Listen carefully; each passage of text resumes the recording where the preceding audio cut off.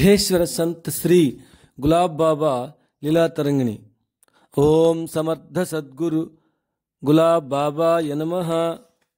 ओम विघ्नराजाय नमः। ओम सरस्वत्यै नमः। ओम गुरुभ्यो नमः। ओम कुलदेवतायै नमः। ओम सद्गुरु गुलाब बाबाय नमः। అధ్యాయము 39 భక్తుల అమృతానుభవాలు। మహాత్ములైన సద్గురువుల దర్శనము, స్పర్శనము, సంభాషణము, వందనము ముక్తిదాయకాలని శ్రీ ఆదిశంకరాచార్యులు స్పష్టపరిచారు. సద్గురు సేవా తత్పరులకు కఠిన సాధనలు గాని శాస్త్ర పారాయణలు గాని అవసరం లేదని శ్రీ సాయి చరిత్ర నిరూపిస్తున్నది. శిష్యుని అంతఃకరణను క్రమేపీ శుద్ధం చేసి దృక్కు, స్పర్శ, వాక్ దీక్షలతో త్రుటిలో శిష్యుని అజ్ఞానాన్ని నిర్మూలించి ఆత్మజ్ఞానాన్ని ప్రసాదించగల సమర్థులే సద్గురువులంతా. తనకు చిలుము ఇచ్చిన ముస్లిం భక్తునికి అడిగినదే తడువుగా శ్రీ సాయి హాల్ అంటే ఆత్మానుభూతిని ప్రసాదించారు. చైతన్య స్వరూపులైన సద్గురువులను ప్రత్యక్షంగా సేవించగల సంస్కారము ఎక్కువ మందికి ఉండదు. షిరిడీ వాసులలో ఎక్కుమంది సాయిని పిచ్చి పకీరుగా భావించగా మహల్సాపతి వంటి వారు కొద్దిమంది మాత్రమే వారిని హృదయపూర్వకంగా సేవించగలిగారు. పరమాత్మ స్వరూపులైన సద్గురువులంతా సిద్ధులు, జ్ఞానులని రెండు కోవలకు చెందిన వారే ఉంటారు. ఈ రెండు స్థితులు ఒకేసారి సద్గురు గులాబ్ బాబాలో సహజంగా ప్రకటమవుతుంటాయి. అంతటా నిండి ఉన్న చైతన్య స్వరూపులైన మహాత్ములు శక్తి ప్రదర్శనకు పూనుకోరు. భక్తుల ఆధ్యాత్మిక లౌకిక అవసరాల దృష్ట్యా మహాత్ముల సాన్నిధ్యంలో కొన్ని మహిమలు ప్రకటింపబడుతుంటాయి.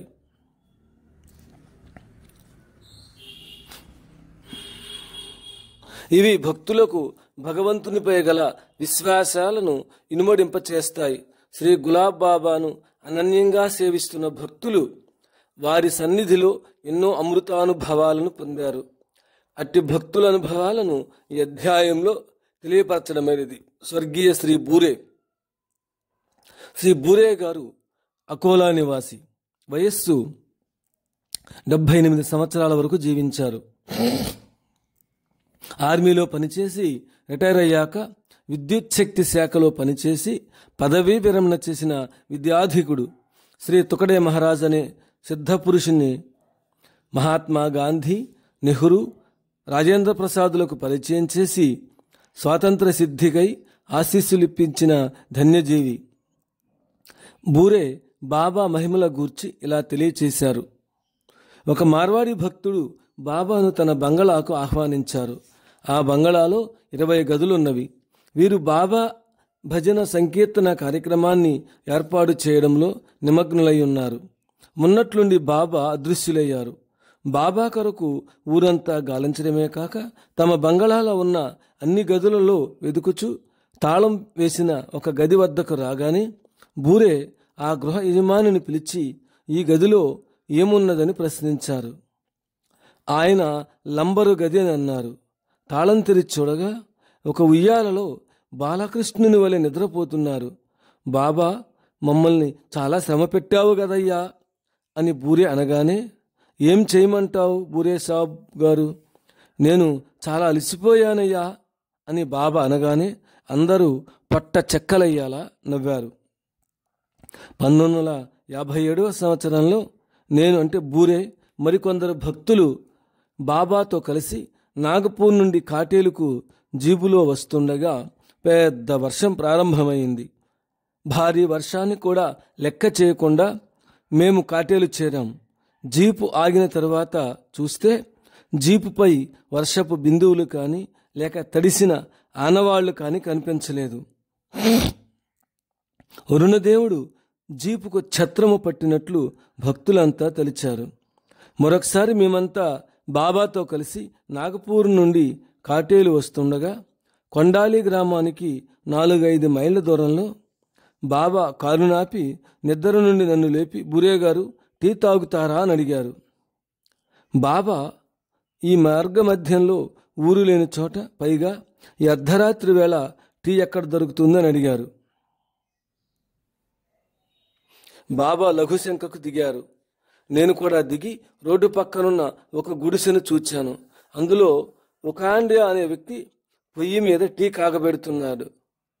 దగ్గరకు వెళ్ళి అతనితో, నేను అయ్యా, దెయ్యాలు తిరిగే సమయంలో టీ ఎందుకు చేస్తున్నావు అని అడగ్గా, ఇప్పుడే బాబా గారు నా వద్దకు వచ్చి పాలు తాగి వెళ్ళారని విన్నాడు.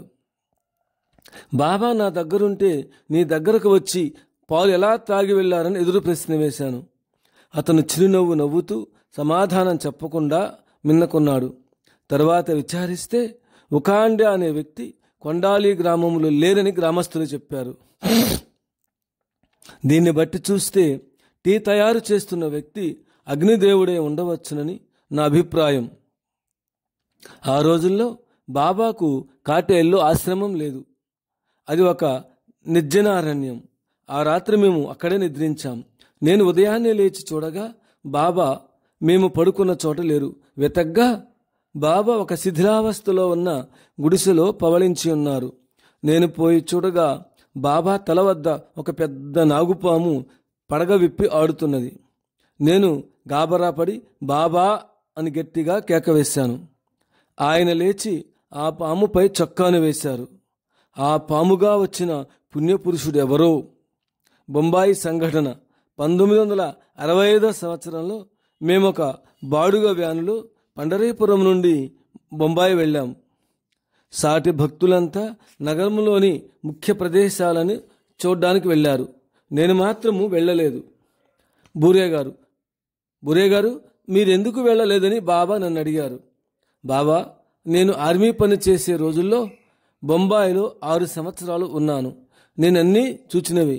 నాకు చూడాలని కానీ ఏమైనా కొనాలని కానీ ఉద్దేశం లేదని చెప్పాను.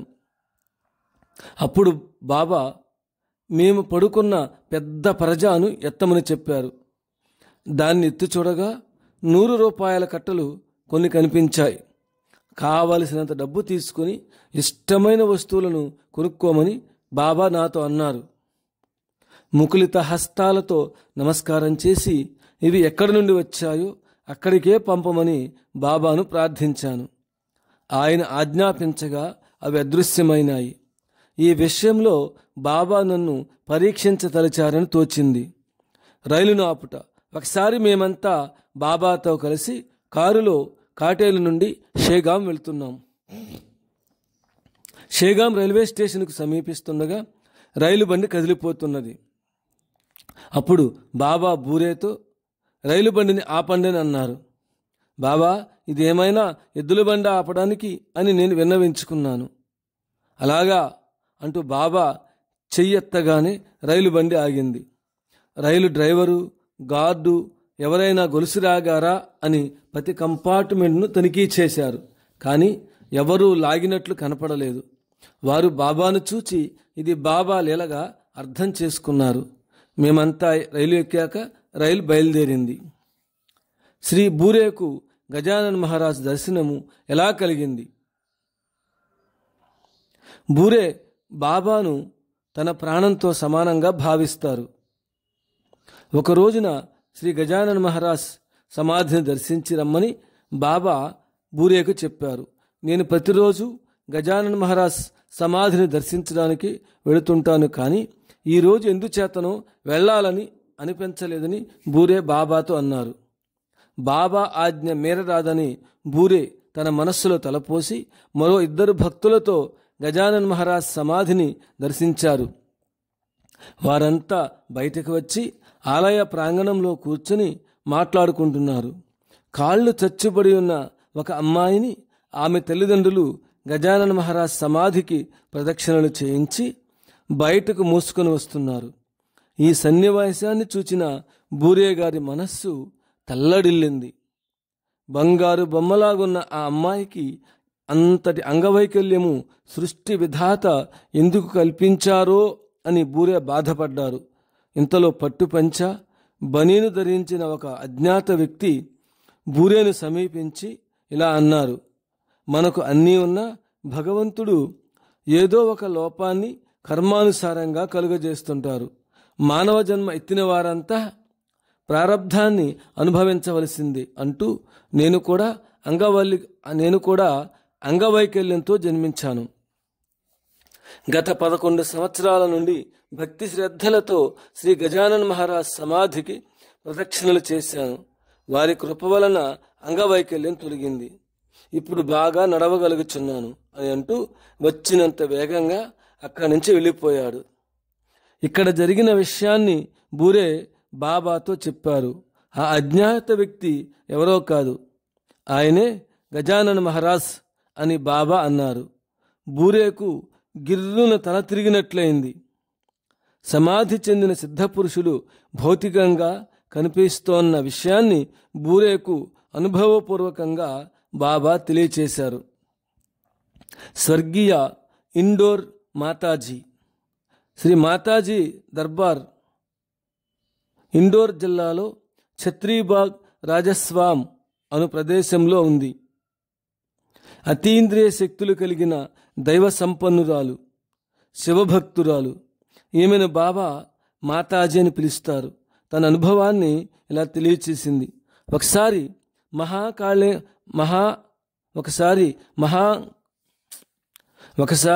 మహంకాళేశ్వర్ చిత్రావతి నదిలో 1969వ సంవత్సరంలో బాబా భక్తులతో కలిసి స్నానం చేస్తున్నారు.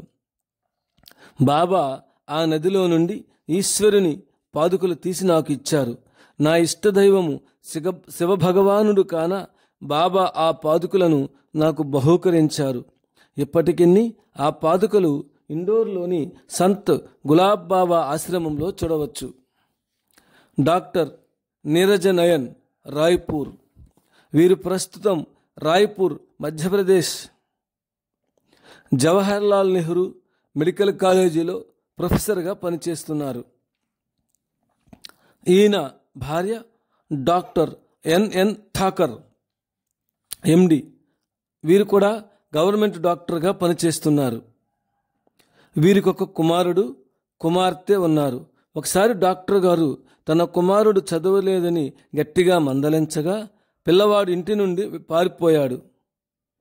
డాక్టర్ గారి కుటుంబ సభ్యులంతా పిల్లవాని కొరకు అన్ని చోట్ల గాలించడమే కాక పుణ్యతీర్థాలు సేవిస్తూ తుదకు షేగాం వచ్చి శ్రీ గజానన్ మహారాజ్ సమాధికి పూజలు జరిపించారు. ఆయన తన బిడ్డ జాడ తెలియని విషయం గూర్చి ఒక పరిచయస్తునికి చెప్పారు. ఆయన కాటేరులో ఉన్న సిద్ధేశ్వర సంత్ శ్రీ గులాబ్ బాబాను దర్శించి మీ కష్టం గూర్చి చెప్పుకోమని సలహా ఇచ్చాడు. మరురోజు డాక్టర్ బాబాను దర్శించి మరాఠీ భాష రాని కారణం చేత ఏ విధంగా వారికి పిల్లవానికి సంగతి చెప్పాలో అని ఆలోచించసాగారు. సర్వజ్ఞులైన బాబా డాక్టర్ను పిలిచి మీ పిల్లవాడు ఫలానా రోజు తిరిగి ఇంటికి రాగలడని చెప్పుతూ ఈ విషయంలో విచారించవద్దని ధైర్యం చెప్పారు. పిల్లవాడు బాబా చెప్పిన రోజుకి ఇంటికి రాగానే తల్లిదండ్రులకు ప్రాణం తిరిగి వచ్చినట్లయింది. బాబా సర్వజ్ఞత్వానికి జోహార్లు అర్పించారు. డాక్టర్ తన భార్య బిడ్డలతో కాటేలు దర్శించి కృతజ్ఞతలు తెలియచేశారు. ఆనాటి నుండి ఈనాటి వరకు బాబాను దర్శించేందుకు ప్రతి సంవత్సరం వస్తుంటారు.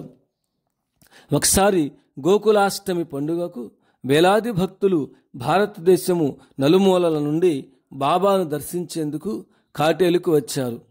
ఆశ్రమం పక్కనే కచేరీ నదిలో నీరు లేదు, నీటి సౌకర్యం లేదని భక్తులందరూ వాపోసాగారు. భక్తుల మనోభావాల్ని గ్రహించి బాబా నదిలో నిలబడి గంగా భవానిని ప్రార్థించారు.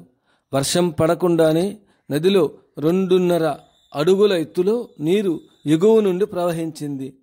భక్తులందరూ పరమానందంతో స్నానాలు చేశారు. ఈ రీతిగా బాబా భక్తుల అసౌకర్యాన్ని తొలగించారు. డాక్టర్ నీరజ నయన్ గారు ప్రత్యక్షంగా చూచిన ఈ లీలను వ్యాసంగా వ్రాసి హిందీ దినపత్రిక నవభారత్లో ప్రచురింపచేశారు. ఆ దినపత్రికలో నీరులోని కచేరీ ఫోటో, నీటితో ప్రవహించే కచేరీ నది ఫోటో ముద్రించబడ్డాయి. దీక్షిత్వాడాలో పైభాగాన విశ్రమించేందుకు సదుపాయం లేదని భక్తులు సాయిబాబాపై వాపోయిన విధంగా గులాబ్ బాబాను దర్శించేందుకు వచ్చిన వేలాది భక్తులు సామాన్యమైన నీటి సదుపాయం లేదని వాపోయారు. ఆనాడు శ్రీ సాయిని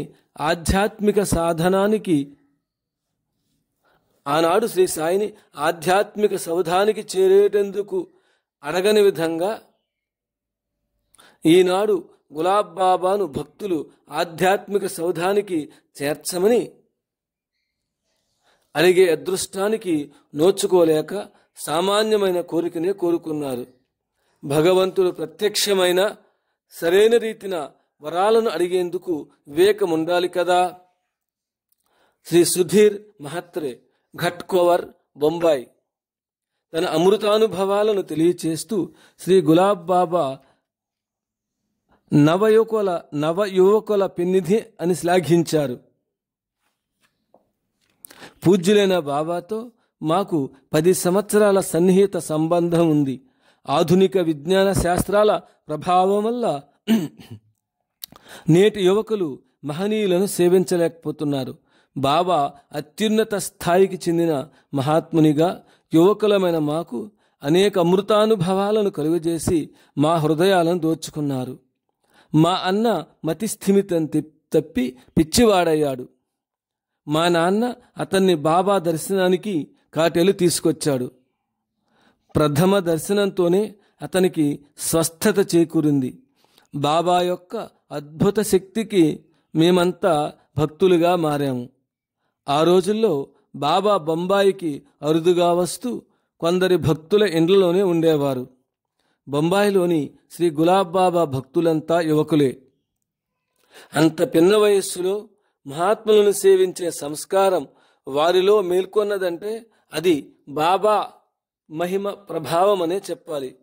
సామాన్యంగా యుక్త వయస్కులైన యువకులు ఇంద్రియలోలురై విషయ చింతనల్లో నిమగ్నులై ఉంటారు.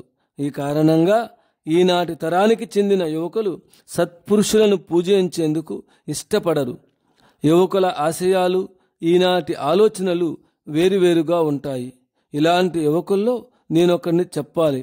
వారి ఆశీస్సుల ప్రభావంతో టామ్ వాయించే నైపుణ్యం కలిగింది. ఎన్ని గంటలు వాయించినా అలసట ఉండదు.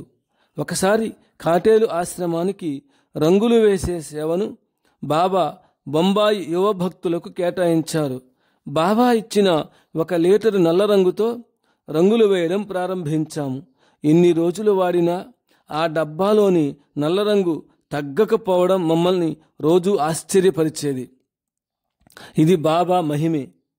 దీనిని అర్థం చేసుకోవడం మాకెన్నటికీ సాధ్యపడే విషయం కాదు. నిరంతరం రంగులు వేయడంలో నిమగ్నమై ఉన్న మేము కొద్ది రోజులకే అలసిపోయాము. ఈ పనిని ఆపమని బాబా ఆజ్ఞాపిస్తే బాగుండునని మాకు తోచింది. కానీ డబ్బాలోని రంగు అయిపోయేంత వరకు పని చేయమని చెప్పారు. ప్రతిరోజు పని ప్రారంభించే సమయానికి డబ్బా రంగుతో నిండి ఉండేది. ఈ విధంగా 10 రోజులు పనిచేశాం. తర్వాత బాగా అలసిపోయామని గ్రహించి ఆ దయామయుడు రంగులు వేయడం ఆపమని మాతో చెప్పారు. సృష్టిలోని చరాచర వస్తువులను ఆజ్ఞాపించగల భగవంతుని సాన్నిధ్యంలో కొన్ని రోజులు గడపగలిగిన అదృష్టానికి మేమెంతో మురిసిపోయాము. రాజమాత రాజహంసమాత పూర్వం బాబా దర్బారు నాగ్పూర్లోని రాజహంసమాత గారి ఇంట్లో ఉండేది. బాబా ఆమె భర్తను తల్లిదండ్రులుగా భావించేవారు. ఈ రోజుల్లో భారతదేశంలో అన్ని ప్రాంతాల నుండి వచ్చే భక్తులకు ఆమె ఏ లోటు లేకుండా చూసేది.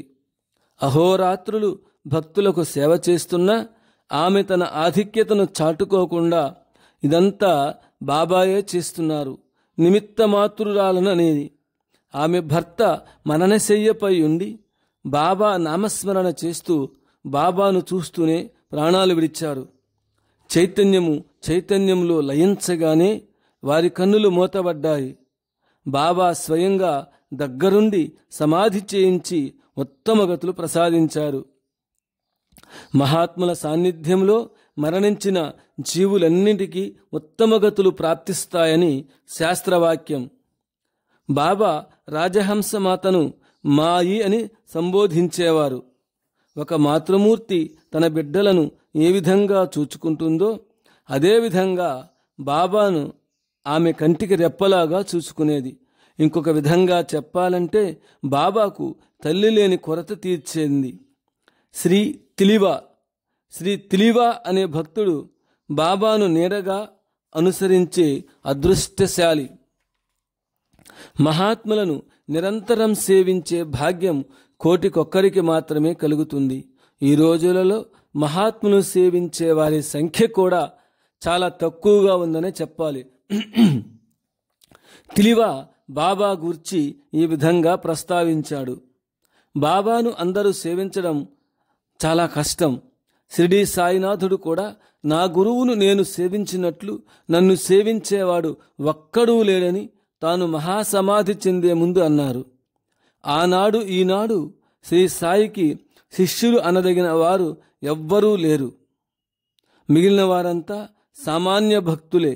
అలానే శ్రీ గులాబ్ బాబాకు శిష్యులెవ్వరూ లేరు. ఉన్నవారంతా భక్తులే. బాబా గారి కదలికలు అంటే మూవ్మెంట్స్ చాలా వేగంగా ఉంటాయి. ఏ క్షణాన ఎక్కడ ఉంటారో, ఎక్కడకు బయలుదేరి వెళతారో వారిని అనుసరించే సన్నిహిత భక్తులకు కూడా అర్థం కాని విషయం. నిరంతరం పర్యటిస్తూ ఉంటారు. కోటీశ్వరుడైనా గూండా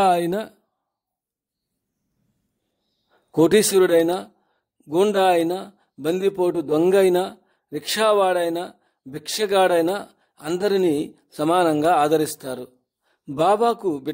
అందరూ బాబాకు బిడ్డలే. సముద్ర జలము నదీ జలాలను ఎట్లా వెనుకకు తిప్పి పంపదో అట్లాగే ప్రతి మాతృస్త్రీ తన బిడ్డ ఎంతటి దుర్మార్గుడైనా దొంగ అయినా ఒడిన చేర్చుకుంటుందే కాని అసహించుకోదు. ఈ విశాల ప్రపంచమంతా వారి కుటుంబమనే చెప్పాలి. శ్రీ శంకర్రావు వాడే నవభారత్ కాటన్ మార్కెట్, నాగ్పూర్. నిర్మలమైన అద్దంలో సూర్యుడు ప్రకాశించినట్లు భగవంతుడు అమాయకుల హృదయాలలో ఎక్కువగా ప్రకాశిస్తుంటాడు. అట్టి కోవకు చెందినవాడే శ్రీ శంకర్రావు. బాబా యందు అసమాన భక్తి ప్రపత్తులు ఏర్పడ్డాయి. బాబాను దయాసాగరా అని సంబోధిస్తారు. వీరికి నాగపూర్లో ఒక చిన్న ఫ్యాన్సీ షాప్ ఉంది. వయస్సు 64 సంవత్సరాలైనా ఎంతో ఉత్సాహవంతమైన యువకునిలా పనిచేస్తుంటారు. నాగపూర్లో బాబా ఆశ్రమాన్ని భక్తులు నిర్మిస్తున్నారు. ఈ ఆశ్రమ నిర్మాణపు పనులు సర్వశ్రీ దామోదర్ జాదవ్, శ్యామరావు గార్ల ఆధ్వర్యంలో జరుగుతున్నాయి. ఈ ఆశ్రమం నాగపూర్లోని శ్రీష్పేట మొహల్లాలో నాగానది ఒడ్డున ఉంది. తులసీబాగుకు దగ్గరలో ఉంది. సంవత్సరము పొడవునా భారతదేశమంతటా పర్యటిస్తున్న బాబా నాగపూర్కు ఎక్కువగా వస్తూ పోతుంటారు. నాగపూర్ అంటే బాబాకు ఎనలేని అభిమానం. శ్రీ శంకర్రావు వాడే బాబాను నిధులన్నిటికీ నిధి అని ప్రశంసిస్తారు. బాబాను ఆశ్రయించినందుకు నా జన్మ ధన్యమైంది, నా పూర్వజన్మ సుకృతమనే చెప్పాలి. వారిని వర్ణించడానికి మాటలు చాలవు. డాక్టర్ రేవాత్కర్, అంధల్గావ్, భండారా జిల్లా. ఈ అద్భుత సంఘటన 6 సంవత్సరాల క్రితం జరిగింది. కాటేలులో 5 ఔదుంబర వృక్షాల వద్ద భక్తులంతా బాబాను పరివేష్టించున్నారు. ఆ రోజుల్లో ఆ చెట్ల చుట్టూ కట్టడాలేమీ లేవు. చుట్టూ అరుగు కట్టడానికి ఎంత ఖర్చు అవుతుందని బాబా అడిగారు. రేవాత్కర్ లేచి 500 రూపాయలు ఖర్చు అవుతుందని ఆలోచించకుండా సమాధానం చెప్పారు. అప్పటికప్పుడే బాబా తన చేతిలోని పువ్వు నుండి 500 రూపాయల నోట్లు బయటకు వచ్చాయి. అరుగు నిర్మాణానికి తాను చెప్పిన మొత్తం చాలదని గ్రహించిన రేవాత్కర్ 5,000 రూపాయలు ఖర్చవుతుందని బాబాతో మరలా చెప్పగానే ఆ 500 రూపాయల నోట్లు అందరి కళ్ళ ముందే అదృశ్యమైనాయి. చివరకు బాబా చేతిలో పువ్వు మాత్రమే మిగిలి ఉన్నందులకు అందరూ నవ్వుకున్నారు. ఈ సంఘటన ఒక విద్యార్థి సామర్థ్యాన్ని పరీక్షించడానికి గురువు అడిగిన ప్రశ్న వలె ఉన్నదని అందరూ నవ్వుకున్నారు. దివకర్ యశ్వంత్ దేశ్ముఖ్, విజయా కాలనీ, అమరావతి. వారి అనుభవం: అమరావతి పట్టణం బద్నేరా, బోపి అనే 2 గ్రామాల మధ్యన ఉంది. అమరావతిలో మాకు అందమైన పెద్ద తోట ఉంది. తోటలో ఒక దిగుడు బావి కూడా తవ్వించాను. నా ఆహ్వానం మేరకు 24/1/1979 బాబా మా తోటకు విచ్చేశారు. మంచి సువాసనలు గల పూలతో వాస్తు పూజ బాబాతో చేయించాలని నా ఉద్దేశం. కానీ బాబా వాసన లేని పువ్వులను తెమ్మన్నారు. గంగా భవానికి పూజలు చేస్తూ ఒక్కొక్క పువ్వును మేమందరం బావిలో విడిచాం.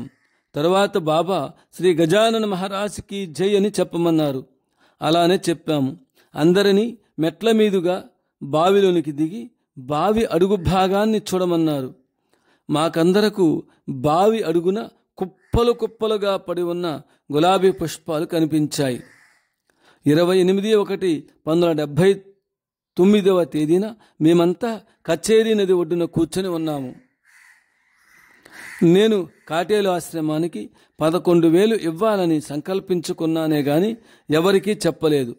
దాగా అనే భక్తుని పిలిచి, నీ స్నేహితుడు 11,000 ఆశ్రమానికి ఇవ్వాలని తలిచాడని బాబా చెప్పారు. నేను మనస్సులో అనుకున్న విషయాన్ని డాగా అందరికీ బహిరంగంగా చెప్పాడు. Shri BL Shelar, income tax tribunal centre. వారి అనుభవం: గులాబీలు తమ రంగు పరిమళాలతో అందరినీ ఆకర్షించిన విధంగా బాబా అందరి హృదయాలను ఆకర్షిస్తారు. నేను సత్యసాయి భక్తుడను. అప్పట్లో నేను బెంగళూరులో ఇన్కమ్ ట్యాక్స్ ఆఫీసర్గా పనిచేస్తుండేవాడిను. నేను 1973 సంవత్సరం జనవరి 14 శ్రీ సత్యసాయి బాబాను దర్శించి బెంగళూరు నుండి నాగపూర్కు బదిలీ అయిన విషయాన్ని చెప్పాను. బంగారు, నీకు శుభం కలుగుతుందని దీవించారు. వారన్న మాటలు నా హృదయాన్ని మరింత బాధించాయి. కారణమేమనగా, చల్లని వాతావరణం కలిగిన బెంగళూరు నుండి అతి వేడి ప్రాంతమైన నాగపూర్కు వెళ్ళడానికి నా మనస్సు అంగీకరించలేదు. నాగపూర్కు బదిలీ కావడం శిక్షగా భావించాను. అంత పెద్ద మహానగరంలో గొప్ప మహాత్ములైన శ్రీ గులాబ్ బాబా ఉంటారని, వారి దర్శన భాగ్యం నాకు కలుగుతుందని ముందుగా ఊహించలేకపోయాను. ఒక మిత్రుడు మా ఆఫీసులో జమేదారుగా పనిచేస్తున్నాడు. అతడు గులాబ్ బాబా మహిమలను గూర్చిన చెప్పిన తరువాత వారిని దర్శించాలనే కుతూహలం కలిగింది. ఒక రోజున బాబాను దర్శించేందుకు ఇద్దరం బయలుదేరాం. బాబాకు పూలమాల వేసి నాగపూర్కు నా బదిలీ విషయం చెప్పాను. అప్పుడు నేనే నిన్ను పిలిపించుకున్నాను అని బాబా అనగానే నాకు ఆశ్చర్యం కలిగింది. వారి సాన్నిధ్యంలో మనస్సుకు ఎంతో ప్రశాంతత లభించింది. నేను అడిగిన వెంటనే బాబా మా బంగళాకు వచ్చి మా ఆతిథ్యాన్ని స్వీకరించి కుటుంబ సభ్యులందరినీ సంతోషపెట్టారు. అడిగి అడగక ముందే భక్తుల గృహాలకు వచ్చే మహాత్ములు ఎక్కడైనా ఉంటారా అని అనిపించింది షేలార్కు. ఒకసారి బాబాను దర్శించేటందుకు గోకులాష్టమికి కాటేలు వెళ్ళాను. బాబా భజన సంకీర్తనల కార్యక్రమం జరుగుతుండగా వేలాది మంది భక్తులలో 2 భక్తులను వేదికపైకి ఆహ్వానించి పాడమన్నారు. వారిద్దరూ చిరిగిన బట్టలు ధరించిన పేద భక్తులు. శ్రావ్యంగా పాడి భక్తులందరినీ తన్మయులని చేశారు. ఆ వేదిక పైన బాబా వారికి కొత్త బట్టలు కట్టిపెట్టి సత్కరించి దీవించి పంపారు. అదే కార్యక్రమంలో బాబా తన దృష్టిని ఒక కుంటి అమ్మాయిపై సారించి ఆమెను వేదిక మీదకు తీసుకురమ్మని భక్తులకు చెప్పారు. ఆమె కథ ఇలా ఉంది. ఆమె భిక్షాటన చేస్తూ జీవించే ఒక అనాథ బాలిక. సంవత్సరమంతా భిక్ష చేసి సంపాదించిన మొత్తాన్ని బాబాకు అందరి కళ్ళ ముందే సమర్పించింది. ఆమె భక్తి ప్రపత్తులకు అందరూ దిగ్భ్రాంతి చెందడమేగాక, ఇటువంటి వారు కూడా ఈ లోకంలో ఉంటారా అని అనుకుంటూ ఆనందాశ్రువులు కార్చారు. బాబా పవిత్ర సాన్నిధ్యంలో ఉన్నప్పుడు మన ప్రశ్నలకు సమాధానాలు మన మనస్సే చెబుతుంది. బాబా భజన చేస్తూ ఒక పాట పాడారు. ఆ పాట అర్థము అందరికీ ఇలా స్ఫురించింది: మద్యము సేవించిన వారి జీవితమే వృధా కదా అని. ఈ పాట విన్న భక్తులు బాబా విచిత్ర భావానికి ఆశ్చర్యపడసాగారు. బాబా భక్తుల మనోభావాలను గ్రహించి ఆ పాట అర్థాన్ని ఇలా వివరించారు: నేను మద్యాన్ని సేవించమని చెప్పడం లేదు. ఎవరైతే రామనామమనే మద్యాన్ని నిరంతరం సేవిస్తారో వారు అంత్యంలో బ్రహ్మ సాయుధ్యాన్ని పొందుతారు. బాబా పాడిన పాట అంతరార్థాన్ని తప్పుగా అవగాహన చేసుకుని అపోహపడినందులకు తమకు తామే సిగ్గుపడ్డారు. బాబా అందరికిలా చెప్పారు: ఆవగింజంత మర్రి విత్తనంలో మహా వటవృక్షం ఉన్నట్లు శ్రీరామనామమనే బీజాక్షరాలలో సకల చరాచర ప్రపంచమంతా నిండి ఉన్నదని ఉపనిషత్తుల భావాన్ని తెలియచేశారు. ఎల్లప్పుడూ రామనామమనే మధువును గ్రోలుతూ జీవించి తరించండని చెప్పారు. నా అలహాబాద్ యాత్ర. ఒకసారి డ్యూటీపై అలహాబాద్ వెళ్ళాను. త్రివేణి సంగమంలో స్నానం చేశాను. త్రివేణి సంగమం అనగా గంగా, యమున, సరస్వతీ నదులు కలిసే చోటు.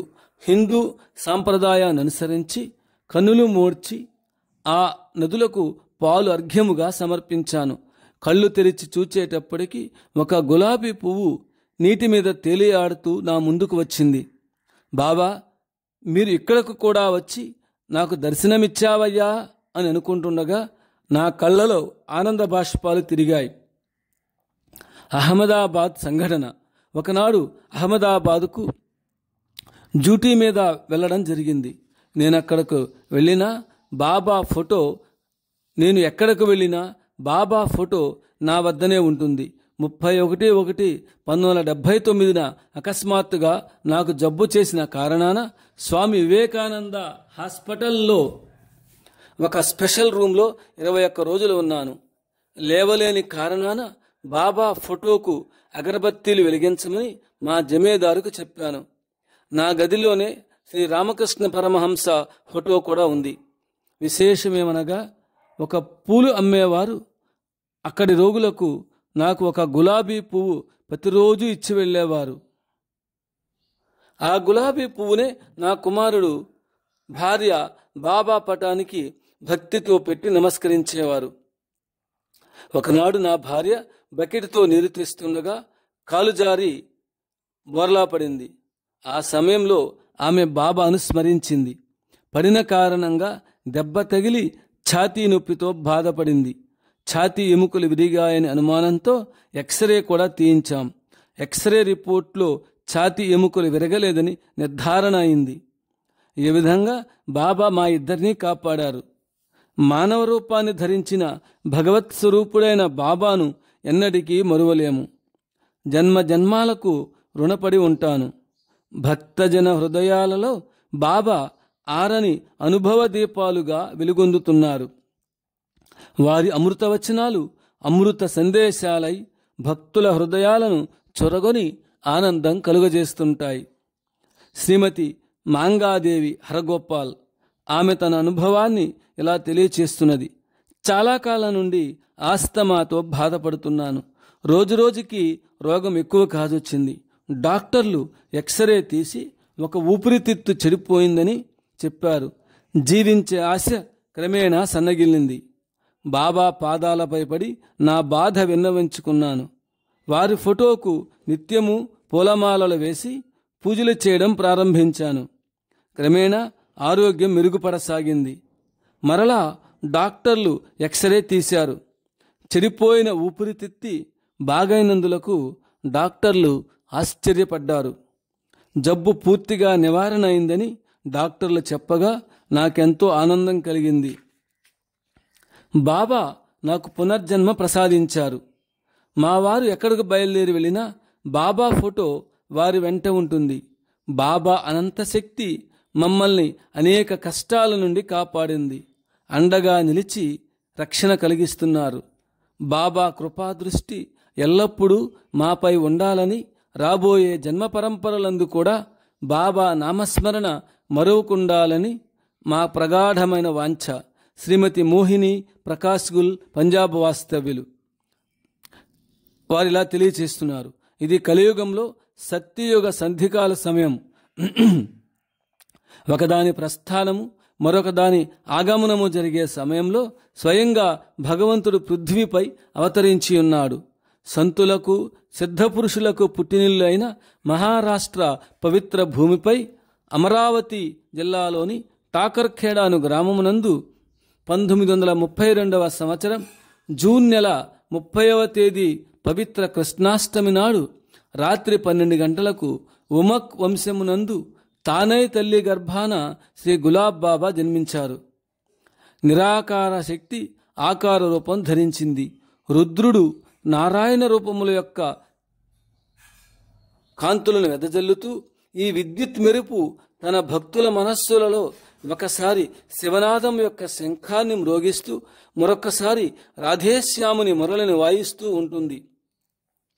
మంత్రముగ్ధులైన భక్తులు ఒకసారి సమాధి భంగిమల్లో మరొకసారి నృత్య భంగిమల్లో లీనమవుతుంటారు. జగదాంబ తల్లి కృప వలన సంత శ్రేష్ఠులలో సంత శిరోమణి అయిన గులాబ్ బాబా గారి దర్శన సౌభాగ్యం 1977వ సంవత్సరం జూన్ 5వ తేదీన లభించినందులకు మా పూర్వజన్మ పుణ్య విశేషమని చెప్పాలి.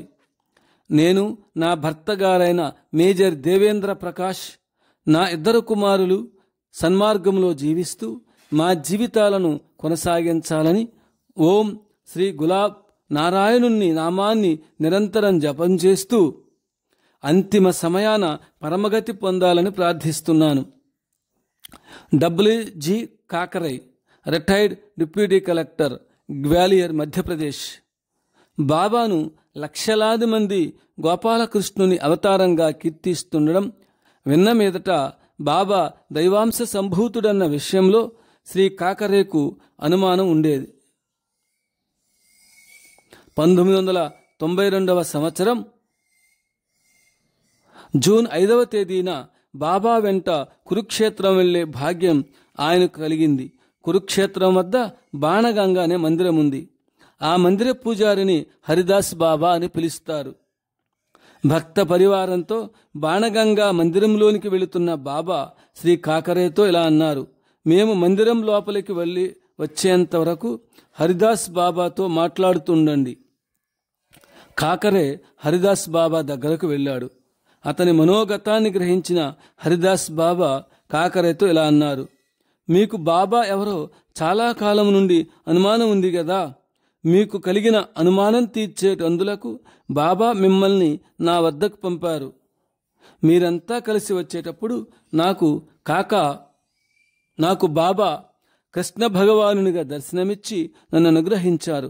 బాబాను గుర్తించడం అందరికీ సాధ్యం కాదు. పూర్వజన్మ పుణ్యమున్న బహు కొద్ది మందికి మాత్రమే తామెవరో తెలియచేస్తుంటారు. హరిదాస్తో ఎందుకు మాట్లాడమన్నారో కాకరేకు మొదట అర్థం కాకపోయినా హరిదాస్ తన అనుభవాన్ని చెప్పిన తరువాత కాకరేకున్న శంక తొలగింది. బాణగంగా మందిరం. బాణగంగా మందిరం భీష్మాచార్యుల స్మృతి చిహ్నంగా ఏర్పడిన ప్రదేశం. ఈ ప్రదేశం నందే శిఖండి వెనుక నుండి అర్జునుడు బాణప్రయోగం చేసి భీష్మ పితామహుణ్ణి అంతిమయాత్రకు సిద్ధం చేశాడు. బాణాలతో ఏర్పరిచిన అంపశయ్యపై భీష్మాచార్యుడు 88 రోజులున్నాడు. దప్పిక గొనియున్న తాతగారికి భూమాతను బాణాలతో ఛేదించి గంగాజలాన్ని భూమిపైకి తెప్పించి ఆ జలం చేత వారి శరీరాన్ని పునీతం చేసి దప్పిక తీర్చాడు అర్జునుడు. బాబాపై నాకు విశ్వాసం ఎలా కలిగింది? Doctor Amarnath Jain, MBBS, MD, సిద్ధశిల, భగవాన్ గంజి, సాగర్, మధ్యప్రదేశ్. డాక్టర్ అమర్నాథ్ జైన్ తన అనుభవాన్ని ఇలా తెలియపరుస్తున్నారు: సర్వగతుడైన భగవంతుడు ఒక్కడే అయినా ఆయన్ను అనేక మతాలలో అనేక పేర్లతో ఆరాధిస్తుంటారు. ఆధ్యాత్మిక అనుభూతులు, జ్ఞానానుభూతులు, మతభేదాలు పాటించేవారికి కలుగవు. చాలామంది మహాత్ములను చిత్తశాంతికై దర్శిస్తుంటారు. వారు చెప్పేవి ఆచరించక, ఆధ్యాత్మికంగా ఉద్ధరింపబడక భగవంతుడు లేడనే నమ్మకం కలిగి ఉంటారు. నేను జైన మతస్థులను. మా జైన మతస్థులంతా తమ మత ధర్మాలకు కట్టుబడి ఉంటారే గాని అన్య మతస్థుల దేవుళ్లను, దేవతలను ఆరాధించరు. అందుచేత మహాత్ముల నుండి ప్రకటమయ్యే లీలలను మహేంద్రజాల విద్యలని భావించేవాణ్ణి. అందుచేత నాకు బాబాలన్నా, మహాత్ములన్నా, వారి మహిమలన్నా లక్ష్యముండేది కాదు. నా స్నేహితుని ప్రోద్బలంతో నేను 1980వ సంవత్సరంలో ప్రథమంగా గులాబ్ బాబాను దర్శించాను. మాకు అంతకు పూర్వం వ్యాపారంలో ₹1,50,000 పైగా నష్టం వచ్చింది. బాబాను దర్శించిన తరువాత నా మనస్సుకు శాంతి కలిగింది. ఒకసారి నేను బాబాతో కారులో ప్రయాణం చేస్తుండగా మాకు వ్యాపారంలో వచ్చిన నష్టాన్ని గురించి బాబా ప్రస్తావించారు. బాబా ఆశీస్సుల ప్రభావం వలన వ్యాపారంలో మాకు అధిక లాభాలు కలిగాయి. బాబాతో పరిచయ భాగ్యం ఏర్పడిన తర్వాత వారి లీలలు అనేకము ప్రత్యక్షంగా చూడడం జరిగింది. బాబాతో పారస్గా వెళ్ళాను. అక్కడ బాబా సంగీత కార్యక్రమం జరిగింది. ఆ కార్యక్రమం తర్వాత ఆ ఊరి ప్రజలు బాబాను సమీపించి పారస్గావ్లో కొన్ని మాసాల నుండి వర్షాలు లేవని చెప్పారు. బాబా ఆ ఊరి గ్రామదేవత అయిన బువాజీ మందిరంలోనికి ప్రవేశించి వర్షాలు కురిపించమని అమ్మను ప్రార్థించాడు. గ్రామ ప్రజలంతా గ్రామదేవతకు వేడుకలు, పూజలు చేశారు. బాబా ఆ మందిరం నుండి బయటికి వచ్చి ఆకాశం వైపు కొన్ని నిమిషాలు తదేకంగా చూశారు. ప్రజలు కూడా ఆకాశం వైపు చూస్తూ నిలబడిపోయారు. అప్పటికి ఎండగానే ఉంది. కొంతసేపటికి ఆకాశాన దట్టమైన మేఘాలు ఆవరించి కుంభవృష్టి కురిసింది. ప్రజలంతా ఆనందోత్సాహాలతో బాబాను స్తుతిస్తూ అనేక పాటలు పాడారు. ఈ శుభ సందర్భాన్ని పురస్కరించుకొని 100 బస్తాల అన్నదానం జరిగింది. వేలాది మంది అన్నదానానికి హాజరయ్యారు. 1986వ సంవత్సరంలో బాబాతో నేను చంద్రపూర్ వెళ్ళాను. బాబా భజన కార్యక్రమం తర్వాత ఆకాశమంతా మేఘాలు ఆవరించినా వర్షం పడలేదు. బాబా తన చేతులను గొడుగులాగా తలపై ఉంచుకొని అందరినీ త్వరగా ఇళ్లకు పంపని చెప్పారు. ఎవరిళ్లకు వాళ్ళు వెళ్ళిన తర్వాతనే తలపై ఉంచుకున్న చేతులను తీశారు. వెనువెంటనే వర్షం కురవడం ప్రారంభమైంది. 1983వ సంవత్సరంలో బాబా గురువు గారైన శ్రీ నామానంద వర్ధంతి కార్యక్రమం జరిగింది. ఆనాటి కార్యక్రమానికి సుమారు 5,000 మందికి భోజనాలు ఏర్పాటు చేశారు. కానీ 11,000 మందికి పైగా ఇతర ప్రాంతాల నుండి ఈ కార్యక్రమాన్ని చూచేందుకు వచ్చారు. వండిన వంటకాలు అందరికీ సరిపోవని కార్యకర్తలు ఆందోళన చెందారు. ఈ విషయం బాబాకు తెలియపరిచారు. బాబా కార్యకర్తలకు వంటకాలు అందరికీ సరిపోతాయి, ఆందోళన వద్దు అని ధైర్యం చెప్పారు. బాబా చెప్పినట్లుగానే వచ్చిన వారందరూ తృప్తికరంగా భోజనం చేశారు. మహేంద్రజాల విద్యలు ప్రదర్శించేవారు ప్రకృతిని ఆజ్ఞాపించి వర్షాలు కురిపించలేరు. అది మహాత్ములకే సాధ్యపడుతుందని గ్రహించాను. బాబా గురించి మొదట్లో నాకు కలిగిన దురభిప్రాయము సరైంది కాదని అనుభవపూర్వకంగా తెలుసుకున్నాను. బాబా మహిమలు లోక కళ్యాణం కోసమే జరుగుతుంటాయని, ఆయన గొప్ప మహాత్ముడన్న భావం స్పష్టమైంది. బాబా సిద్ధపురుషుల్లో సిద్ధేశ్వరుడు. బాబా సంకల్పం వలన వస్తు సృష్టి, దివ్య సృష్టి జరుగుతుందని గ్రహించాను. బాబా మహిమలు దివ్య మహిమలే గాని మహేంద్రజాల విద్యలు కావని అనుభవం ద్వారా తెలుసుకొని పశ్చాత్తాపం చెందాను. లక్ష్మణ్ గోవింద్ లింగడే, ప్రకాష్ లైటింగ్ షాప్, అకోట్, అకోలా జిల్లా. 1957వ సంవత్సరంలో బాబా అకోట్కు ప్రప్రథమంగా వచ్చారు. ఆ రోజుల్లో బాబా వెంట 2 లేక 3 భక్తులు ఉండేవారు. వారు బాబాను మా ఇంటికి తీసుకొచ్చారు. మా తండ్రి మంచి దైవభక్తుడు.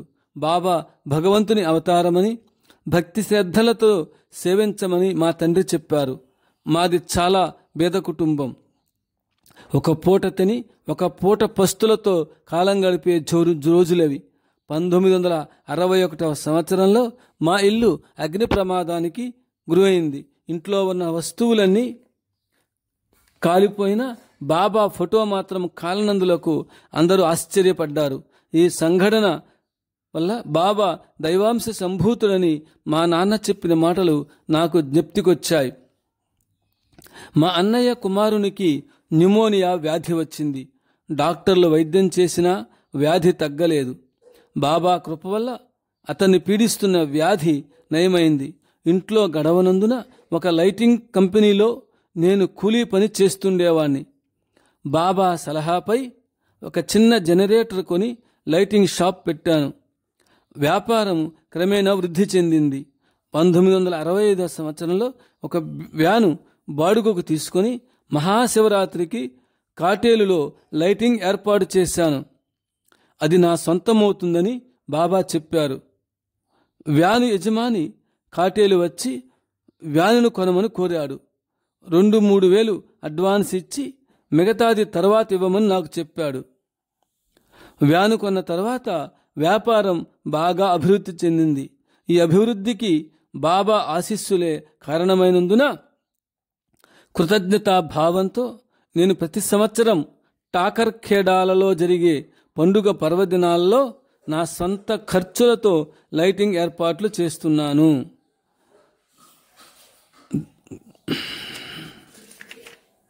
గోపాల గోపాల దేవకీ నందన గోపాల గోపాల గోపాల గులాబు బాబా గోపాల.